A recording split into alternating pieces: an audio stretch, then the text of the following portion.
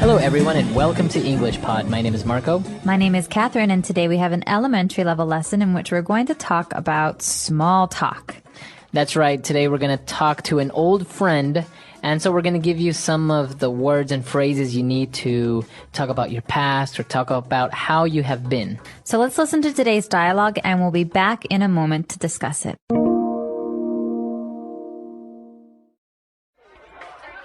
I hate coming to high school reunions. It'll be great, honey. We will get to see your old classmates and catch up to see how they've been doing.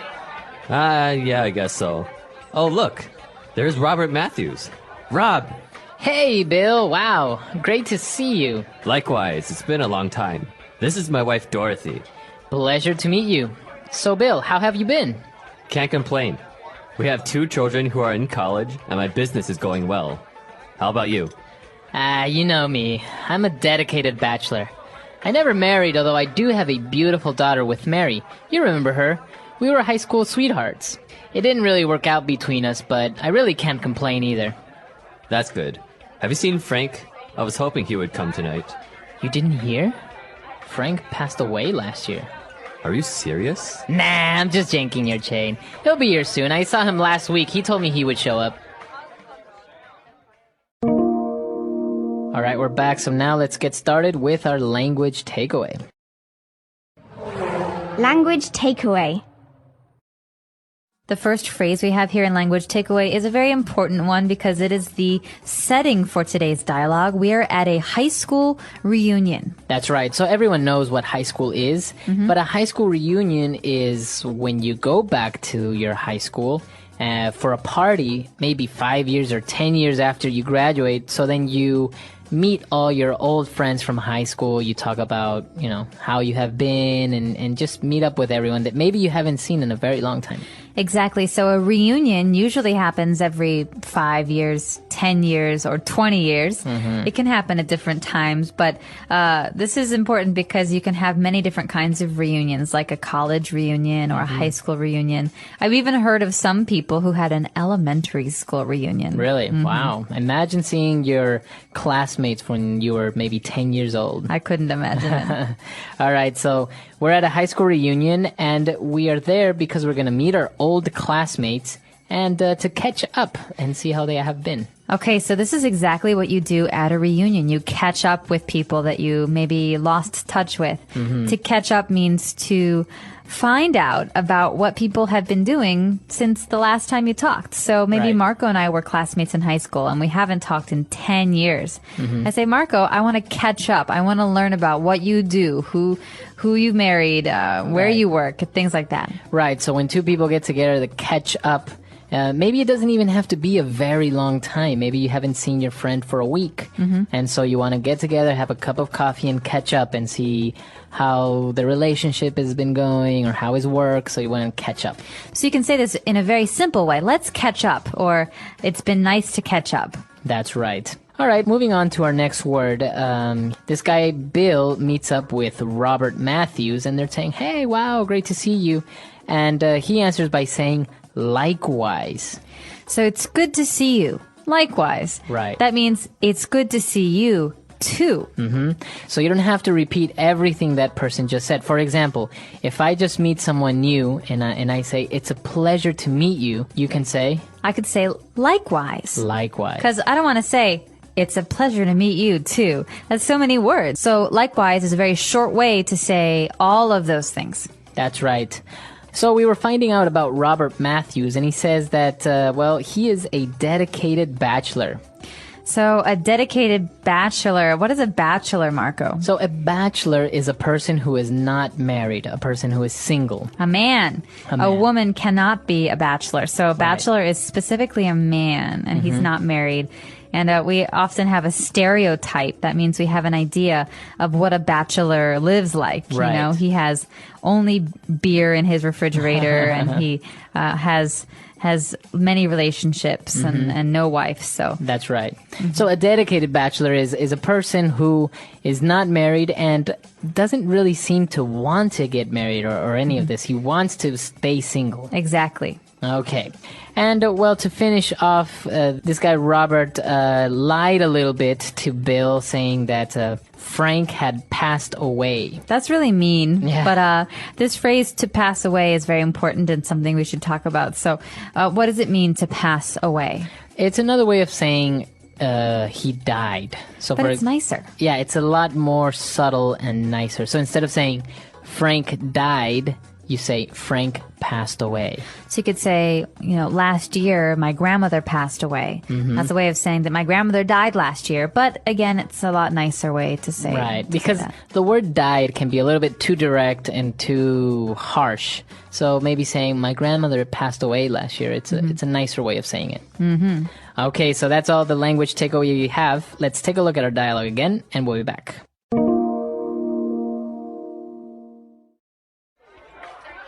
I hate coming to high school reunions. It'll be great, honey.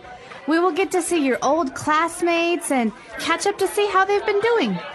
Yeah, I guess so. Oh, look. There's Robert Matthews. Rob! Hey, Bill. Wow. Great to see you. Likewise, it's been a long time. This is my wife, Dorothy. Pleasure to meet you. So, Bill, how have you been? Can't complain. We have 2 children who are in college, and my business is going well. How about you? You know me. I'm a dedicated bachelor. I never married, although I do have a beautiful daughter with Mary. You remember her. We were high school sweethearts. It didn't really work out between us, but I really can't complain either. That's good. Have you seen Frank? I was hoping he would come tonight. You didn't hear? Frank passed away last year. Are you serious? Nah, I'm just janking your chain. He'll be here soon. I saw him last week. He told me he would show up. All right, let's move on now to 4 key phrases on Fluency Builder. Fluency Builder. So the focus of today's Fluency Builder is small talk. These are phrases you can use when you're at a reunion or a dinner, especially with people you don't know very well. So let's jump in and look at this first phrase. Great to see you. That's right. So he says, hey, Bill, wow, great to see you. So this is a nice little opening phrase saying, wow, I'm really excited to see you. I'm really happy to see you. Exactly. It means I'm happy. Look at you. Great to see you. You say this at the beginning of a conversation. That's right. And actually, Bill responded by saying likewise. So we talked about this. He's saying, wow, great to see you too. Then he continues by saying, it's been a long time. This means that these 2 people, they have not seen each other in a very long time. You can also say, it's been so long, or it's been a long time. That means it's been a long time since we last saw each other. That's right. So Robert goes on to ask Bill. He says, well, how have you been? How are things? Bill answers by saying, can't complain. Okay, so this is not grammatically correct. Normally you need a subject. Right. I can't complain. But when we're speaking in English and we're having a conversation like this, it's okay to say just can't complain as a phrase. So he's saying, how have you been? Well, I can't complain. Right. Or can't complain. That means nothing bad has happened. Things Right. are okay. Right, you're saying that things are good, they're not fantastic, but they're not bad either, so you can't really complain. So it's just a phrase where very directly you can say, oh, can't complain, everything's great. So you could even say this about other things. Like, I asked John how his job was, and he said, can't complain. Right. It means not great, but it's not bad. Right, exactly right. All right, and obviously we saw how Robert lied to Bill by saying that their good friend Frank had passed away. And he said, are you serious? Nah, I'm just yanking your chain. Okay, so this might sound very strange to a lot of you because a chain is something that doesn't really seem to fit in this conversation. Right. But yanking your chain, remember this as a phrase. It means I'm just joking. Right. I'm just not serious. Kidding. I'm lying to you, I guess, right? So, but how can you use this in another context? Okay, I could say, you know what, Marco, I have something I have to tell you. And I say, what? I'm leaving English Pod. I quit. Are you Sorry. serious? No, I'm just yanking your chain. Okay. Or, no, I'm just kidding. Right. So you're kind of teasing someone when you do this, right? Mm-hmm. I'm just yanking your chain. I'm just lying to you. I'm teasing you. I'm making you believe something that isn't true. Exactly. So this is something you can use after you tell someone that you were just joking. So, That's right. I'm just yanking your chain. I'm just joking with you. That's right. So don't try to translate it directly or literally because it's not going to make sense. So just remember this as a phrasal verb or a phrase in general. Exactly. All right, let's listen to our dialogue one last time and we'll be back to talk a little bit more.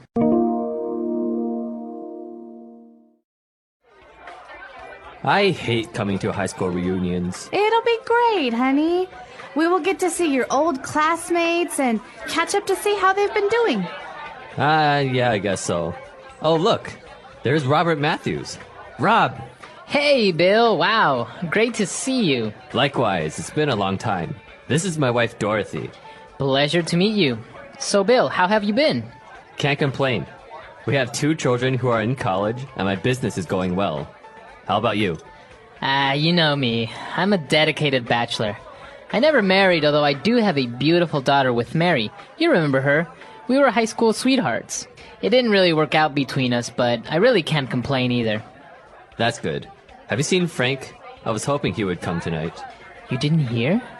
Frank passed away last year. Are you serious? Nah, I'm just janking your chain. He'll be here soon. I saw him last week. He told me he would show up.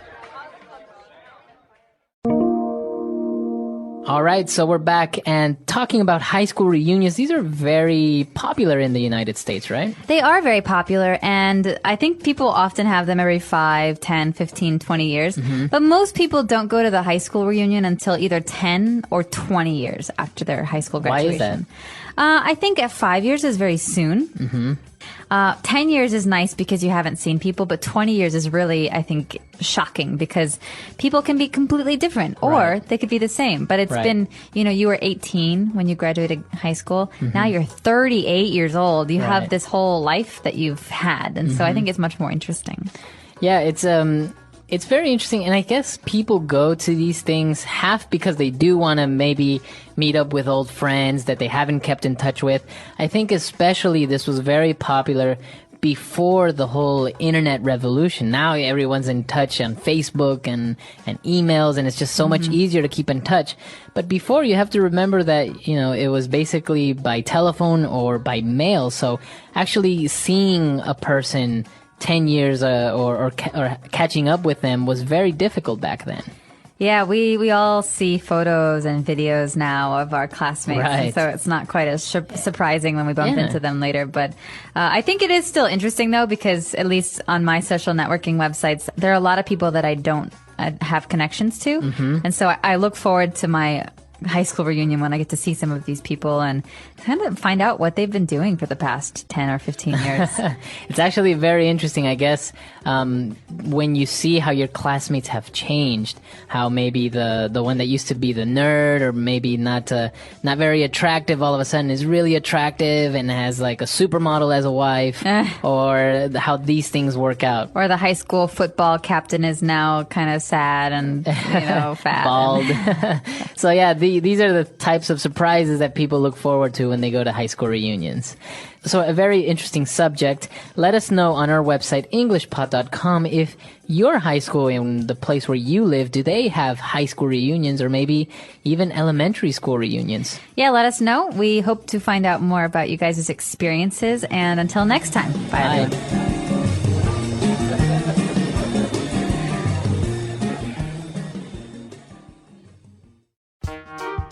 The English Pod Audio Review. Listen to the meaning, then say the vocabulary word. Meet each other. Catch up. Have strong loyalty to someone or something. Dedicated. Also. Likewise. Deceive someone in a friendly or playful way. Yank your chain. The person who you loved in high school. High school sweetheart. Let's try that faster. Deceive someone in a friendly or playful way. Yank your chain. Meet each other. Catch up. Also. Likewise. The person who you loved in high school. High school sweetheart. Have strong loyalty to someone or something. Dedicated. Now say the word and hear it in a sentence. Catch up.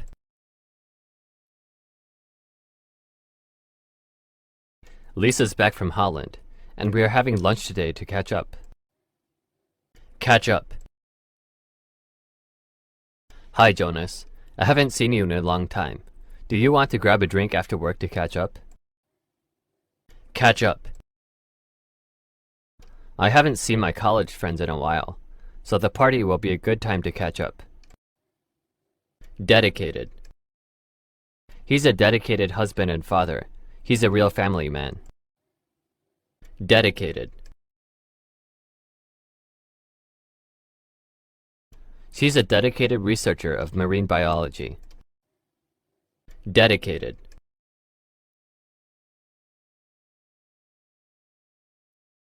We need to hire a dedicated translator once we start doing more business with Vietnam. Likewise. I told Edward I'd liked him, but he didn't say likewise. Likewise. My parents want me to get a PhD, and likewise it's my dream to become a doctor. Likewise.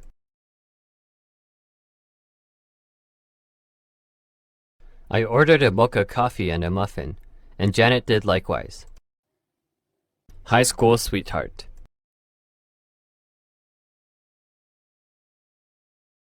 John married his high school sweetheart last year in a small wedding ceremony. High school sweetheart.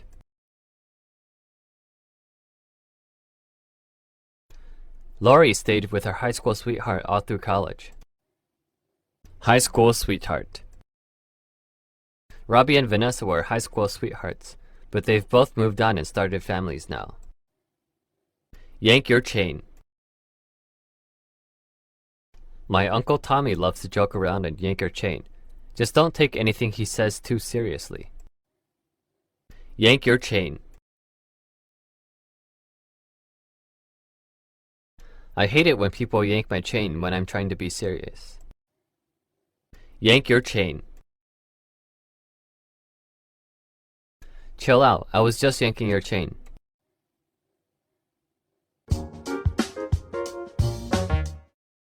All right, welcome to The Explainer. Today we're diving into something that fills a lot of people with, well, a little bit of dread, the high school reunion. It's the ultimate test of your small talk skills, right? So we're going to break down a playbook, a set of moves that will help you handle any of those awkward catch-ups with total confidence. Yeah, let's just start with this feeling, because I think we all know it. It's that mix of like dread and maybe a little bit of curiosity. This line just captures it perfectly. You know, it's that moment you walk into the room and boom, you're suddenly face to face with people you haven't seen in a decade. The ghosts of your past, right? So, how do you even handle that? Okay, so let's really break this down. A high school reunion, it's not just a party. It's this really unique, kind of intense social obstacle course. I mean, think about it. The entire event is designed to force you into conversations with people you probably haven't even thought about in years, maybe even decades. It is a massive test of your social skills, because the whole point is to somehow bridge that enormous gap of time. And really, when you boil it all down, the whole point of a reunion is just one thing: to catch up. But what does that really mean? You're talking about a 10, maybe 20-year gap. It's not just listing off the big events in your life like a resume. No, it's more like this delicate conversational dance, where you're trying to cram a huge chunk of your life story into just a few minutes. Right, exactly. The whole goal is to find out what everyone's been up to somehow stitch together that huge gap in time with just a few minutes of talk. But how do you pull that off without it feeling totally forced, or super awkward, or worse, like some kind of weird job interview? Look, you can't just wing this stuff. You need a playbook. So, that's what we're doing today. We are breaking down 3 essential plays from the Small Talk Playbook. These are the moves that are going to help you walk into any reunion and just own it with confidence. Seriously, this is what separates the small talk amateurs from the pros. All right, let's jump right in. Play number 1, breaking the ice. This is all about your opening move. And you got to get this right because that first 5-second interaction is absolutely critical. It sets the whole tone for everything that comes after. You nail this part and the rest of the conversation is just going to flow. So picture this. You're there, you see an old classmate, we'll call him Rob. He comes over, he's got a big smile, and he hits you with the classic, super friendly opener, "Wow, great to see you." It's positive, it's direct, and now it's on you. The ball is totally in your court. What do you say back? Now, your first thought is probably just to say it right back, right? "It's great to see you too." And hey, that's fine, it works, but there is a much smoother, way more powerful option, one that instantly signals that you're comfortable, you're confident, and you're in control of this conversation from the get-go. And the difference really just comes down to one single word: likewise. Think of it as a conversational shortcut. On one hand, you've got a response that's fine, but maybe a little clunky. On the other hand, likewise says the exact same thing, but it does it with more confidence, more elegance. It shows you're not just repeating what they said, you're actually engaging. So yeah, think of likewise as your secret weapon for these openings. In just one word, you acknowledge their greeting, you return the feeling, and you smoothly set yourself up to pivot to the next part of the conversation. It's super efficient, it sounds cool, and it keeps the conversational momentum going forward. Okay, so you've broken the ice.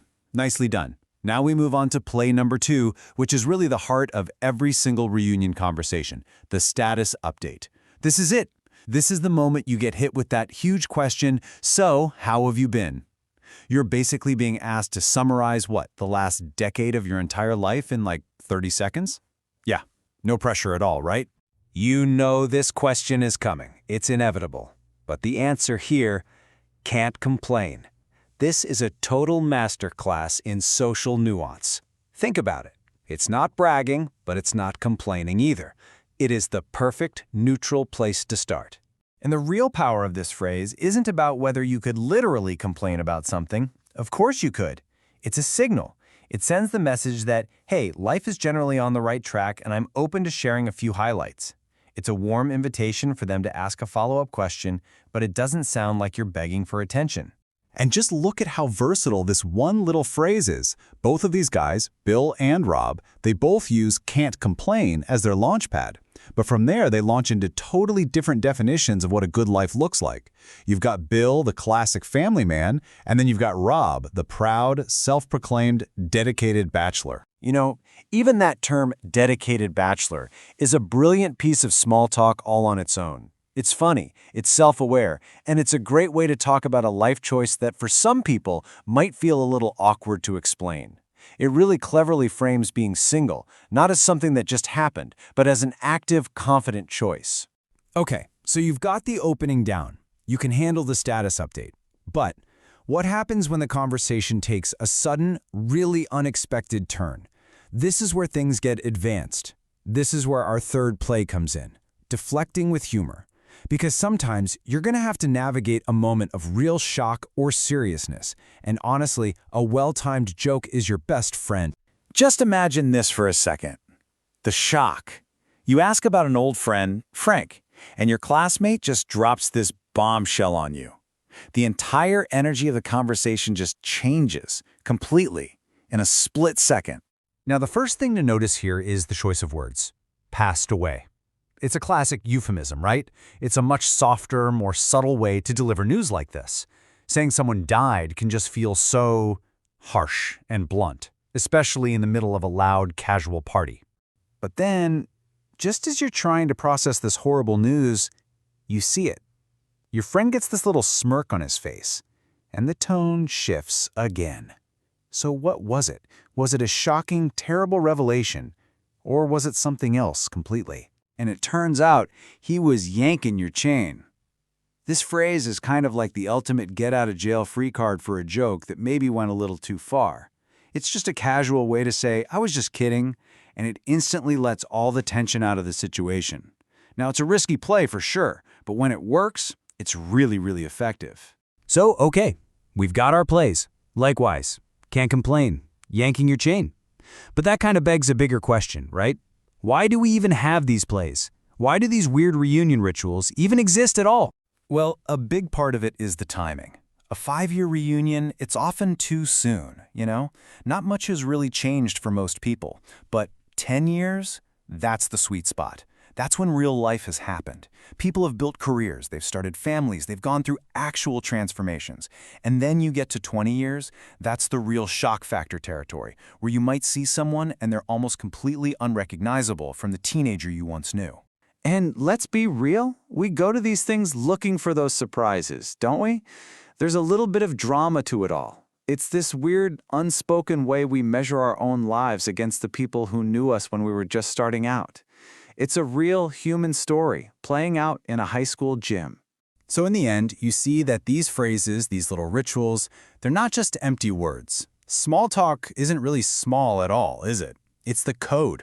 It's the code we use to quickly rebuild those old connections, to understand each other's stories, and maybe to figure out our own place in the world. So the real question isn't just what code you'll use at your next reunion, it's what code will you use next. Thanks for watching.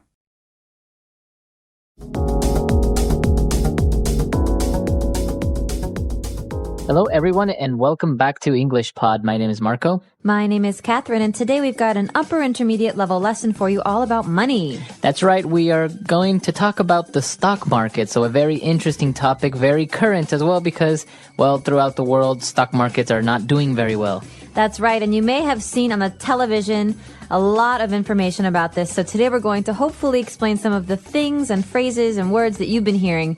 But first, we've got a couple of important indicators, a couple of acronyms actually that you're going to hear about. So let's look at those in today's vocabulary preview. Vocabulary preview. All right, so the first word that we have on vocabulary preview is the NASDAQ. NASDAQ. NASDAQ. So this is basically the American stock market. Right. It's an acronym. Now, it's a really, really long acronym, so we're not going to get into it, but it is basically the American stock market where all these companies are trading stock. Publicly traded companies. Right. So publicly traded companies, you're basically trading their stocks through NASDAQ. Right. And now the next one that we have is an indicator which tells us how well some companies or some stock are doing, and that's the Dow Jones indicator. Dow Jones indicator. So maybe if the Dow Jones is really low for something, we think, man, it's not doing so well. Right. If it goes up, things are improving. Right. So usually the Dow Jones it's based upon the 50 biggest companies in the United States, the 50 biggest publicly traded companies. Now, you can divide it into like industrial companies or pharmaceutical companies, etc., but in general, that's the indicator and how it works. Great. So let's take a listen to today's dialogue and find out how these words are used in context. And we'll be back in a moment to talk about what's going on.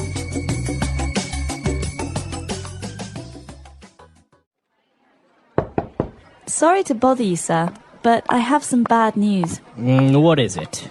Well, the stock market just took a huge plunge, and we've lost a lot of money. What do you mean? What happened? There are many factors that weigh in, but NASDAQ is down 200 points. The Dow Jones indicator also suffered. Our portfolio is worth half of what it was worth 1 week ago. How is this possible? You are supposed to be talking to our stockbrokers and making sure that our securities and investments are safe and making a profitable return. I know, sir. We didn't expect a bull market to become a bear market all of a sudden. On the other hand, you still have some high-yield trash bonds and government bonds that will give us enough liquidity to cut our losses and reinvest in emerging markets. We could potentially make this tragedy work for us and make us think outside the box. Do what you have to do. One other thing, don't tell the rest of the stockholders about this. If they find out, it's the end of this company. All right, we're back. So a lot of interesting words there. I think a lot of them were very specific to the stock market and very, maybe a little bit difficult. So why don't we take a look at a couple of those and language takeaway. Language takeaway. Okay, so this first word is a very important word in banking and finance. We talk about portfolios a lot. So portfolio. Right. So basically a portfolio is the variety of things that you own. For example, in the stock market, it could be stocks, it could be bonds, it can be mutual funds, etc. Or, for example, if you're a company, your product portfolio could be all the products that your company owns. That's right. So in this case, our portfolio is worth half what it was a week ago. And so this is a sentence that means, we've lost half of the money we invested. Right. All of our investments are in a portfolio. We talk about them as a portfolio. And when we lose money, we mean we say our portfolio is worth less now than it was before. Exactly. And well, moving on, he starts to talk about the bull market and the bear market. So what is this all about? Well, a bull is an animal with horns. Right. And a bear is another animal. So we're not talking about animals here. Right. We're talking about special finance phrases. Right. So the bull market would be again, talking about companies and trading. It would be maybe a market that's growing very rapidly, that's very, very strong. That's a bull market. So people often talk about China's bull market, right? Right. How China continues to grow and grow and grow and grow. But a market that slows down, like the United States last year, would be a bear market. Right. So think of a bear, maybe it's sleeping, it goes it's into hibernation. That's a bear market. So a slow market. It's not really growing. Very good. But talking about a portfolio again, we might have stocks, but in this case, the two people are talking about their bonds. Right. So he says, you still have some high yield trash bonds and government bonds. What's a high yield bond and what's a trash bond? Okay, so when we think about the word yield is how much it gives, right? So how much we are getting from it. So something that is high yield means that you're getting a lot from it. For example, this orange tree yields 300 oranges per year. Okay, That's so how much we get from it. exactly. So we're getting 300 oranges. That's how much it's yielding. And so basically that's what yield means. So when we talk about trash bonds, this on the other hand, it's a word that's maybe a little bit tricky, but a bond is a promise that you get from the seller that he's going to pay you back the money that you give him with interest. Right? But a trash bond is a very risky bond. It means that the seller might not pay you back because, he's still trying to get all the money. All right, but a high yield trash bond means that you might make a lot of money from this bond unless, of course, it's not very dependable. Exactly. So It's risky. of course, since it's riskier, it has more yield. Great. So high yield trash bond. And then what about this? They will give us liquidity to cut our losses. Liquidity. We hear all about liquidity in finance. Exactly. Maybe in your company, the accountant will talk about this. And that's basically just to have money, cash in hand. So you have money to pay things or to buy things, right? So it's available. Available, yeah. Not with credit. The opposite of credit. Okay, liquidity. And finally, instead, what are we going to do? Let's think outside the box. We could reinvest in emerging markets. And this is a very hot topic lately, talking about emerging markets. So to emerge means to come up, right? To rise. Yeah, to come out. So it's almost like new or growing markets. So in this case, an emerging market would be, for example, the Southeast Asian market, which is growing quickly, or even you could say West African market. We're talking about places in the world that aren't established. They're not old and dependable. They're new and exciting. Right. So they're coming up. So that's an emerging market. So a lot of very interesting words and phrases. They're very related to our topic. And so why don't we move on now? Let's take a look at two key phrases on Fluency Builder. Fluency Builder. This first phrase is something we've heard a lot about in the last year or two with things not going so well in the world of finance. The first one, here we go, to cut our losses. Okay, so let's cut our losses. So when you talk about cutting your losses, that means to try and stop losing money somehow. Maybe sell early.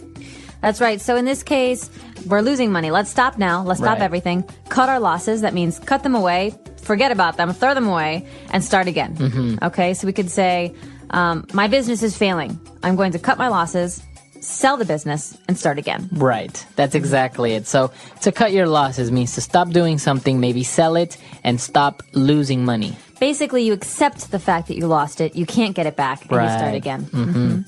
So when they were talking about investing in emerging markets, he said, well, maybe we could do this, and that would force us to think outside the box. Okay, this is a great phrase, and you might hear this in meetings a lot or from your manager. What's going on here is these two people are talking about how they lost a lot of money. The economy is bad, and they've been doing things in a normal way for a long time. It's not working. Let's think outside the box. That means let's be creative. Let's try and discover new ways of doing things that will yield positive results. That's right. This is a very, very common phrase, very widely used in business or when you're talking about ideas is people tell you to think outside the box, to maybe break some of the rules, right? Right. Don't just think the way that you always do. Don't do the same thing over and over. Do something new, be creative, come up with something great. So that's thinking outside the box. Right. Very good. So a lot of great phrases there. I think we've learned quite a bit. Why don't we listen to the dialogue one last time, and we'll be back to talk a little bit more about this very interesting topic.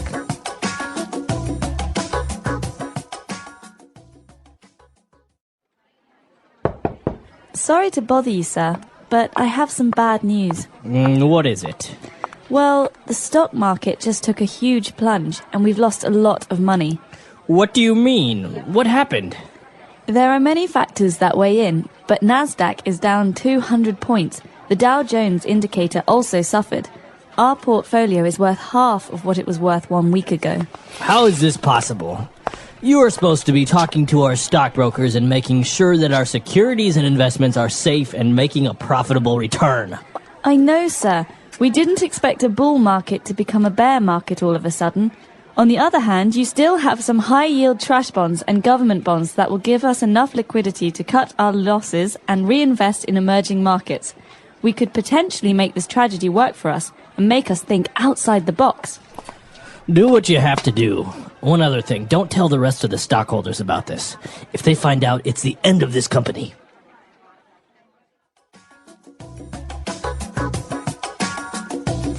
So I remember being a little kid and watching TV with my parents, and on the news there was always the business segment, and in this you'd always hear the Nasdaq is down 10 points. The Dow Jones Industrial today is down 10 points. Yesterday was up 2. That's an average of 8. Okay. Yeah, it's very complicated, especially if you take a look also in the newspaper. Sometimes it shows you different publicly traded companies, and it has a bunch of numbers. It's a very interesting topic. It's almost a science, I think. Very much a science, and some people have made a lot of money playing the stock market and trying to buy stocks when they're low, wait until they're high, sell them off, and make tons. Yeah, it's pretty much analyzing risk, so making calculated decisions. And that's why they use all these formulas and all these different ratios and ways to ponder how much they should invest or what would they gain. And so it's very, very interesting. Many people compare it to gambling, but it's kind of like gambling, but not really, because you don't really depend on luck. You kind of make calculated decisions. And sometimes you're trading for big companies, or even parts of big markets, like parts of entire countries' businesses. Yeah, so a lot of people, for example, stockbrokers will invest a group of workers' retirement funds. They will take those funds and be like, hey, you're maybe getting 5% from the bank for keeping your money there. Give me the money and I'll give you 25% yield on your investment. So so obviously they're playing not only their reputation, but also with other people's life savings. And that's why a lot of people lost money when 2 years ago the bubble really burst in a lot of areas like real estate. Stock prices went down. The United States went into a recession, and all these people's retirement funds, their savings, they lost it. Yeah. And so you got to be careful with this kind of stuff and do your homework. But that's about it for us today. The English Pod Audio Review. Listen to the meaning, then say the vocabulary word. A steep and rapid fall. Plunge. To contribute, especially in a discussion. Weigh in. Affording gain, benefit or profit. Profitable. The amount of something that is produced. Yield. Take another look at something. Think outside the box. Let's try that faster. To contribute, especially in a discussion. Weigh in. Affording gain, benefit or profit. Profitable. Take another look at something. Think outside the box. The amount of something that is produced. Yield. A steep and rapid fall. Plunge. Now say the word and hear it in a sentence. Plunge.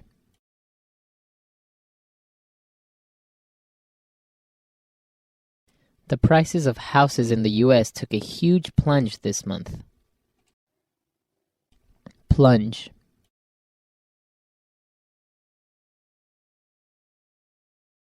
The car went off the road and plunged into the abyss. Plunge.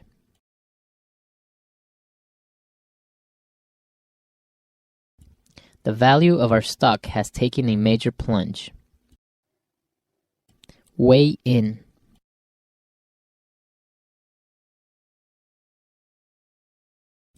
Carol usually weighs in with good ideas at our meetings. Weigh in.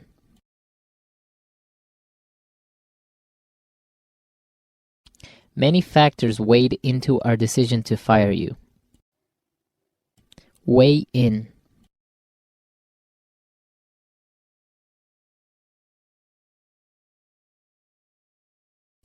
If you weigh in all the pros and cons of buying a new TV, you would see that we don't really need it. Profitable. Their business is very profitable. Profitable.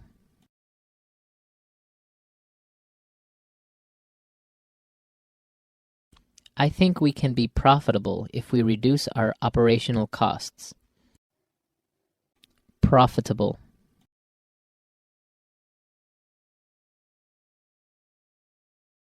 Real estate is one of the most profitable businesses in the world. Yield.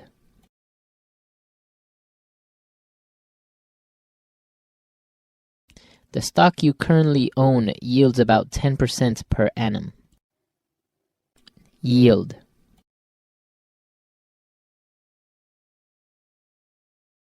I am very unhappy with the yield of these securities. Yield.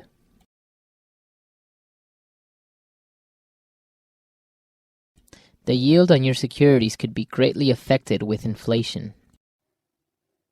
Think outside the box.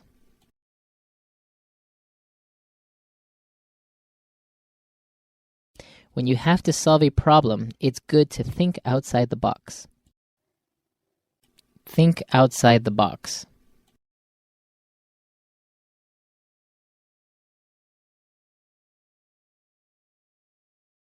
Some of the great inventions of our time were invented because inventors decided to think outside the box. Think outside the box.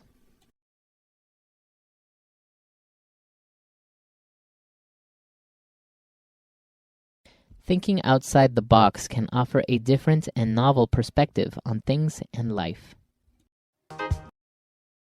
In today's story, we'll uncover 5 powerful lessons about managing money. Lessons you might not learn in school but are crucial for achieving financial success.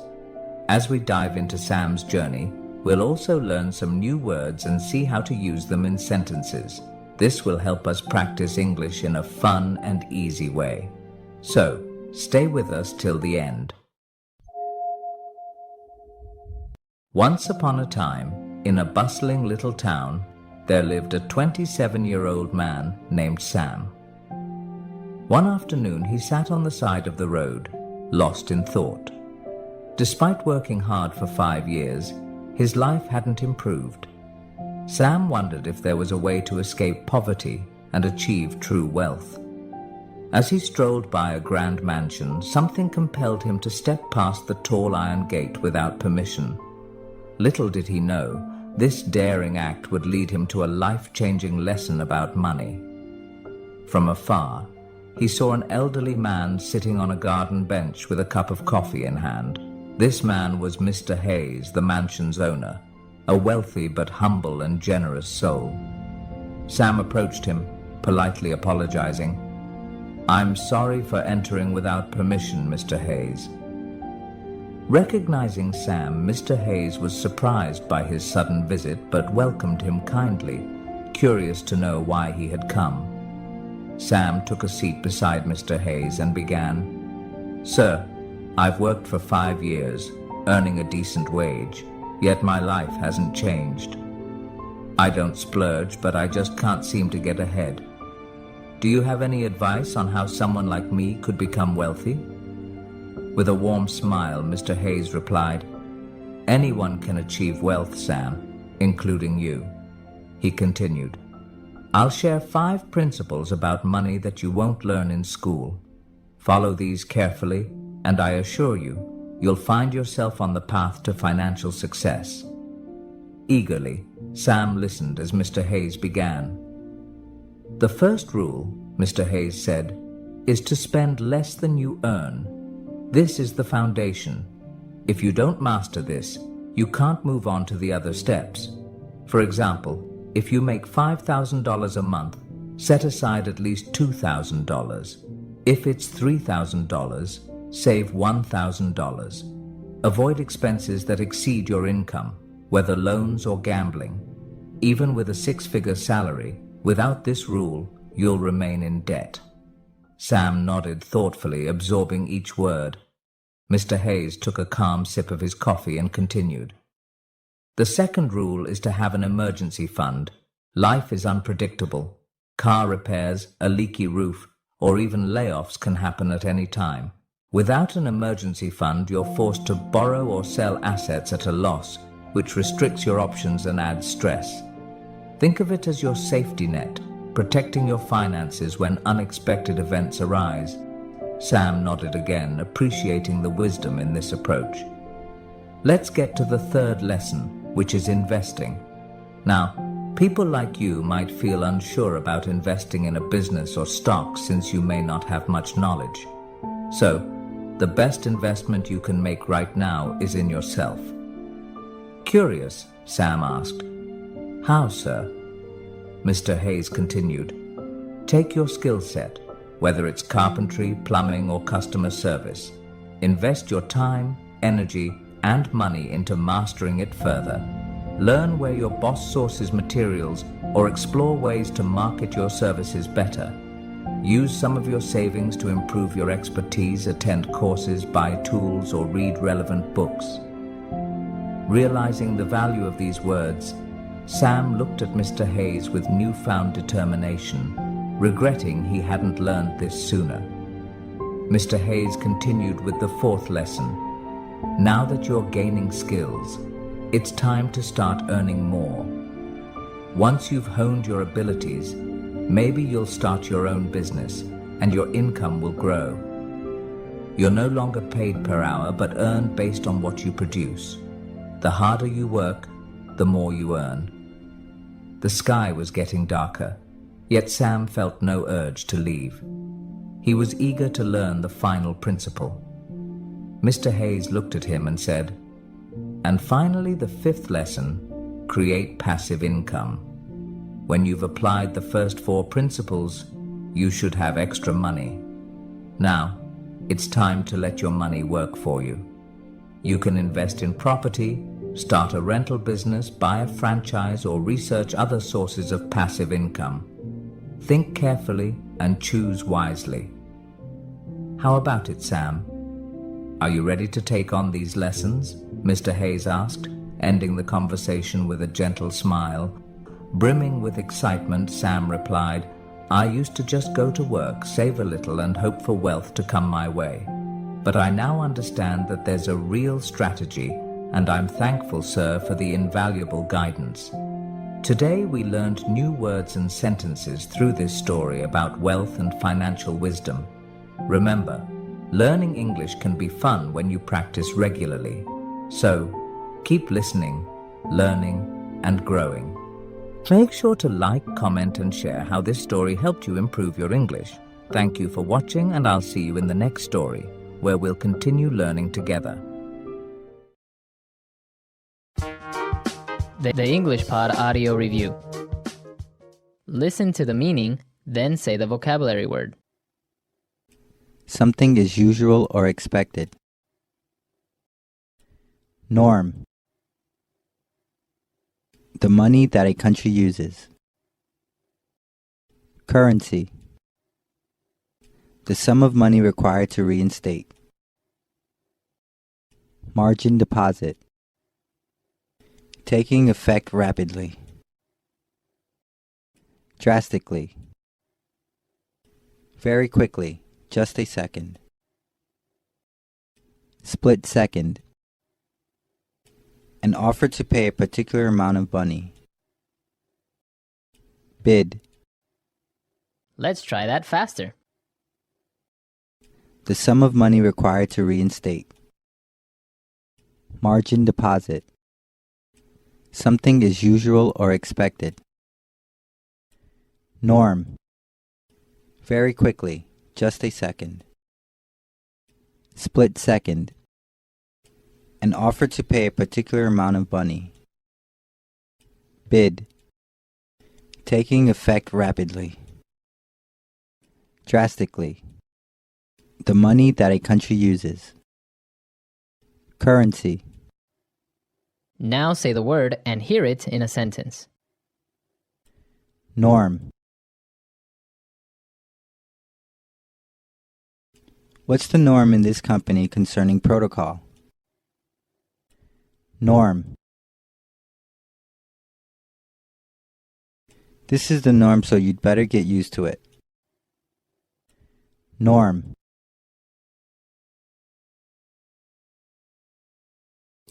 Delivery, McDonald's, and street vendors are the norms around here. Currency.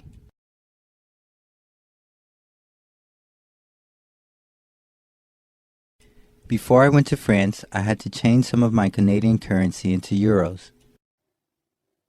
Currency.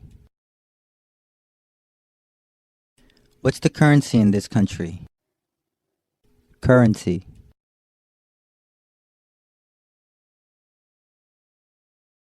My country's currency is worth next to nothing in USD.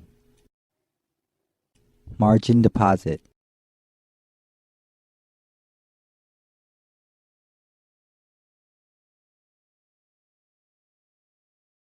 He decided to start with a margin deposit of GBP 100.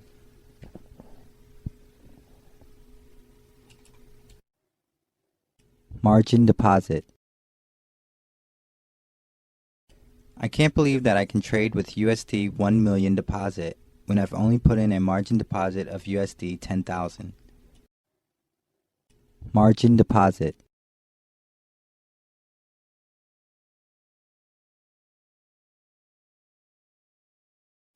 One has to be careful with trading using a margin deposit because the risk of losing more money than one has are high. Split second.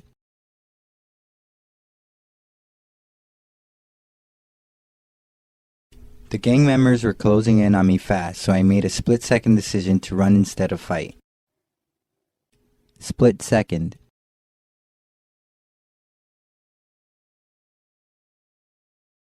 My heart pounded as I made a split-second decision and took hold of her hand.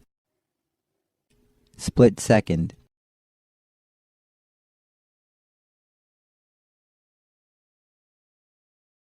My split-second decision to try a trick on my bicycle in order to impress my friends didn't end well. Bid. The current bid ask for EUR/USD is 1.3998-79. Bid.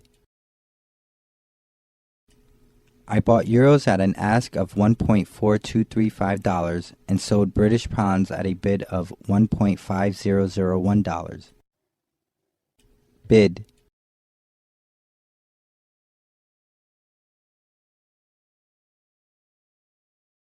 The bid for Japanese yen and the ask for Hong Kong dollars are really good right now if you trade in US currency.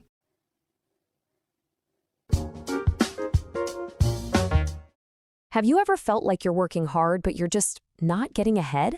Well, we're about to dive into the story of a young man named Sam who felt that exact same way. And we're going to discover the 5 simple lessons that completely changed his financial future. So this really gets to the heart of Sam's frustration, right? He's doing everything he's supposed to do, but the needle just isn't moving. And it's a feeling I think a lot of us can relate to, that nagging sense that there's some secret to wealth that we were just never taught. And that's really the key. Sam's problem isn't some unique thing.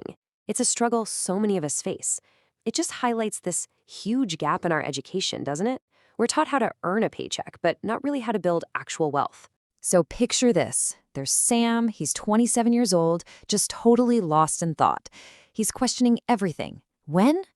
By total chance, he runs into a wealthy but really humble mentor named Mr. Hayes, and that one meeting is about to set him on a completely new path. Now, Mr. Hayes doesn't come in with some magic get-rich-quick scheme. No, not at all. Instead, he promises to share 5 foundational principles for financial success. The kind of real wisdom you don't typically learn in a classroom. So here they are. This is basically the roadmap for our chat. First, master your spending. Second, build your safety net. Third, invest in yourself. Fourth, increase your earnings. And finally, number 5, create passive income. So let's break down what each of these really means. All right, let's kick things off with the first 2 principles. I want you to think of these as the absolute bedrock of your financial house. Seriously, without this foundation, nothing else you try to build on top is going to be stable. Okay, so this first one, it sounds so simple, almost too simple, but it is the absolute non-negotiable starting point. Mr. Hayes is crystal clear on this. If you don't master this one thing, you can't even move on. It all comes down to the simple, unbreakable math of having more money coming in than going out. And here's what this actually looks like in real life. It doesn't matter if your income is $3,000 a month or $5,000 a month. The rule is exactly the same. You set your savings goal first, and then you live on what's left over. Because think about it, even a massive 6-figure salary means absolutely nothing if you're spending every last penny. Okay, so once you've got that saving habit down, the second principle kicks in. You need to give that money a very specific job, and that's building your safety net. Life is just so unpredictable, and an emergency fund is what stands between a little surprise expense and a full-blown financial crisis. And look, we're talking about the stuff that actually happens in life, right? A car that suddenly needs a huge repair, a leaky roof after a storm, or even an unexpected layoff. Without that fund, you're forced to borrow money or sell off your assets, which just throws you into this spiral of stress and takes away all your options. So, with that foundation of saving and safety solidly in place, now it's time to build the engine. These next 2 principles are all about creating some real momentum to actively start growing your wealth. And this next one, this is a huge mindset shift for a lot of people. Before you even think about stocks or real estate, Mr. Hayes says the absolute best place to put your money is right back into yourself. Take the skills you already have, whether it's carpentry, customer service, anything, and invest your time and money to become so good at it that you are undeniable. And you see how that investment in yourself just naturally flows into this next step? Once your skills are totally top-notch, you can make the shift from just getting paid per hour to getting paid for your output. The harder and smarter you work, the more you can earn. And suddenly, that ceiling on your income, it just starts to disappear. And all of this leads to the 5th and final principle, which, let's be honest, is the ultimate goal for a lot of us: passive income. This is the point where you stop just working for money and you finally make your money start working for you. So, once you've gone through those first 4 steps, you're going to have some extra cash, surplus capital, right? And this is the money you can finally put to work. Now, you can invest in property or business, but for our purposes, we're going to focus on one of the most common tools for this, the stock market. But here it is, the big question that stops so many people dead in their tracks. They hear these horror stories of market crashes and people losing their life savings. And you know what? It's a totally valid fear, but it's one that usually comes from a lack of understanding. I mean, you see a headline like this, right? A huge plunge. We've lost a lot of money. It sounds absolutely terrifying. It makes investing feel a whole lot more like gambling than a strategy. But let's demystify some of this language to see what's really going on behind the scenes. So first off, let's just talk about how we describe the general mood of the market. You'll hear about a bull market. That's when things are feeling strong and charging forward. The opposite of that is a bear market when the market is slow and sluggish, kind of like a hibernating bear. Just understanding this helps you see that the market has these natural up and down cycles. Okay, next up is a word you hear all the time, portfolio. It sounds super fancy and complicated, but really it's just the financial version of a basket. It's simply the collection of all your different investments, your stocks, your bonds, whatever else, all held together in one place. That's it. So we've mentioned stocks. What about bonds? What even are they? Well, to put it simply, a bond is basically a loan. You're giving money to a government or a big company, and in return for your cash now, they promise to pay you back down the road, plus some interest. That's why they're often seen as a safer, less volatile part of an investment portfolio. And one last term for you, liquidity.